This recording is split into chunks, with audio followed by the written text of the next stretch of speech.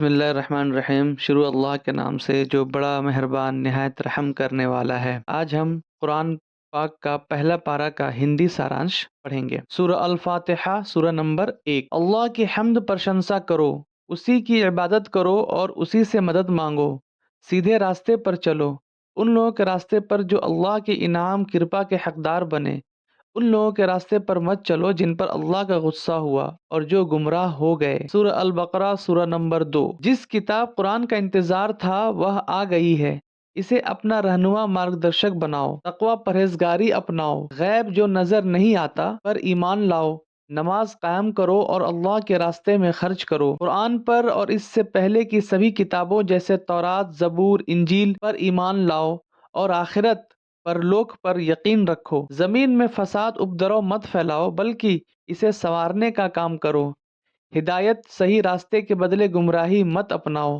اللہ کی عبادت کرو، اسی پر ایمان لاؤ اور اچھے کام کرو۔ اللہ سے کیا گیا وعدہ مت توڑو۔ اللہ نے جو چیزیں جوڑنے کا حکم دیا ہے انہیں جوڑو۔ یہ زمین تمہارے لیے بنائی گئی ہے اور تمہیں اس میں خلیفہ اترادھیکاری بنایا گیا ہے۔ تمہیں اس ذمہ داری کو نبھانا ہے۔ زمین میں فساد مت پھیلاؤ، خون خرابہ مت کرو۔ شیطان سے ہوشیار رہو، اگر وہ بہکا دے تو فوراً توبہ پراشچت کرو۔ اللہ کی نعمتوں کو یاد کرو اور اپنے وعدے کو نبھاؤ۔ اللہ کی کتاب قرآن پر ایمان لاؤ اور اس کی آیتوں وچنوں کو بیچنے کا سودا مت کرو۔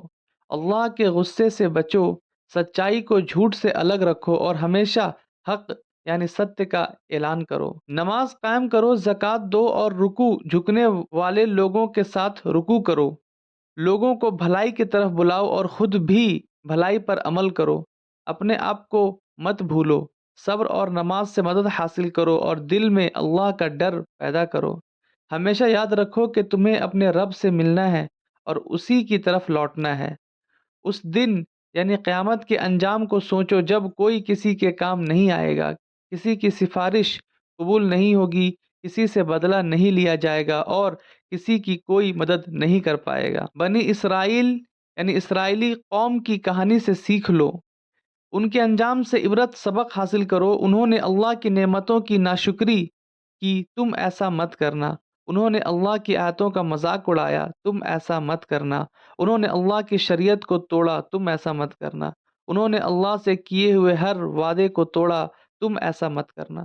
صرف اللہ کی عبادت کرو، ماں باپ کے ساتھ اچھا ویوہار کرو، رشتہ داروں، یتیموں اور غریبوں کا دھیان رکھو، نماز قائم کرو اور زکوٰۃ دو۔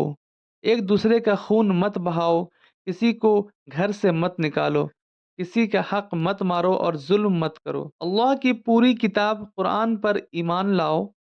اللہ کے شریعت قانون کو مضبوطی سے پکڑ لو۔ جادو اور ہر طرح کے کفر ادھرم سے بچو۔ اللہ کی آیتوں کو غلط مت سمجھو۔ ایسے کام مت کرو جو تمہیں یا دوسروں کے لیے نقصان دہ ہو۔ پتی پتنی کے رشتے کی حفاظت کرو، اس میں درار مت ڈالو۔ اللہ کی کتاب سے مضبوط رشتہ جوڑو، نماز قائم کرو، زکوٰۃ دو اور اپنی آخرت یعنی پرلوک کے لیے اچھے اعمال کرم بھیجتے رہو۔ جھوٹی امیدوں میں مت رہو، خود کو اللہ کے سامنے جھکا دو اور بہترین عمل یعنی کرم کرو۔ اللہ کی مسجدوں کو اجاڑنا اور اس میں نماز سے روکنا بہت بڑا ظلم ہے، اس طرح کے ظلم سے بچو۔ ابراہیم یعنی ابراہیم کا راستہ اپناؤ۔ ابراہیم علیہ السلام تم سب کے لیے آدرش ہیں، ان کے مہان جیون سے سیکھو اور اپنے آپ کو ظلم سے بچاؤ۔ ابراہیم علیہ السلام کی تمام کوششیں کعبہ کو کیندر بنا کر تھی، تم بھی اسے اپنی مسجد مانو اور اس کی پاکیزگی کا خیال رکھو۔ اللہ کے آگیا کاری بن جاؤ، اللہ کی رحمت یعنی کرپا مانگو اور اپنے اندر بھلائی کا جذبہ پیدا کرو۔ اللہ کے رسول نبی صلی اللہ علیہ وسلم کے مشن کو آگے بڑھاؤ، قرآن کی آیتیں سناؤ، کتاب اور حکمت یعنی بدھمتا کی تعلیم سچھا لو اور دوسروں کو سکھاؤ، اپنا اور دوسروں کا سدھار کرو۔ ابراہیم علیہ السلام کا راستہ یہی ہے کہ خود کو پوری طرح سے اللہ کے حوالے کر دو، خود بھی سچے مسلمان بنو اور اپنے بچوں کو بھی اسلام پر چلنے کی سیکھ دو۔ اپنے بچوں کے دلوں میں دین دھرم کی محبت بھر دو۔ ہدایت کا اصلی راستہ۔ بہت سے لوگ دعویٰ کریں گے کہ ان کا راستہ صحیح ہے، لیکن تم صرف ابراہیم علیہ السلام کا راستہ اپناؤ، وہ ایک سچے اور ایماندار انسان تھے۔ سبھی نبیوں کا راستہ اسلام کا تھا، تم بھی وہی راستہ اپناؤ، سبھی آسمانی کتابوں، ایشوریہ گرنتھوں پر ایمان لاؤ اور ان میں فرق مت کرو۔ اپنے مسلم آگیاکاری ہونے کا اعلان کرو، ایسا ایمان لاؤ جیسا سچے مومن وشواسی لائے تھے۔ یہ اللہ کا رنگ ہے، اسے اپناؤ، اس سے اچھا کوئی رنگ نہیں۔ ہر دوسرے رنگ مت اور وچار دھارا کو چھوڑ دو، یہودیوں اور عیسائیوں کے راستے پر مت چلو۔ تمہیں جو راستہ دکھایا گیا ہے اسی پر اطمینان شانتی سے چلتے رہو۔